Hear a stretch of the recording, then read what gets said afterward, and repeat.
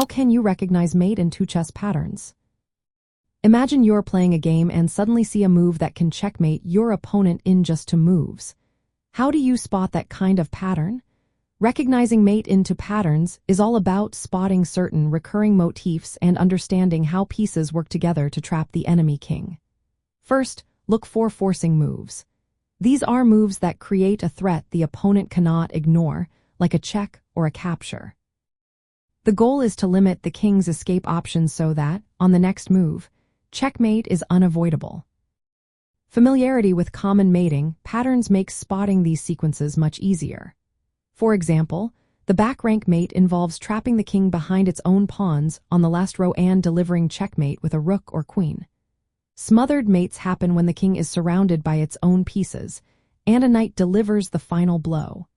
Boden's mate features 2 bishops attacking diagonally, often with the king boxed in by its own pieces. Other patterns include the opera mate, where a rook supported by a bishop checks the king near the edge of the board, and the Mayet's mate, involving a rook and bishop working together. Control of the king's escape squares is key. The first move in a mate into puzzle often either directly checks the king or threatens to do so, forcing the opponent into a passive position.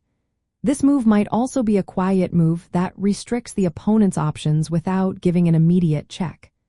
Tactical themes like pins, forks, discovered attacks, and skewers are often involved.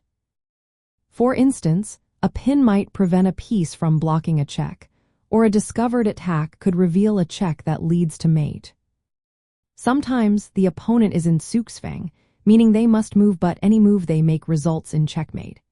Quiet moves can set this up by limiting their responses without an immediate threat.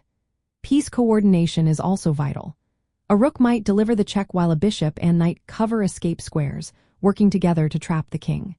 When solving these puzzles, start by looking for checks, captures, or threats that limit responses. Then, analyze all possible replies to ensure each leads to a mate on the next move. Recognize how pieces work together to control escape routes and set up the final checkmate pattern.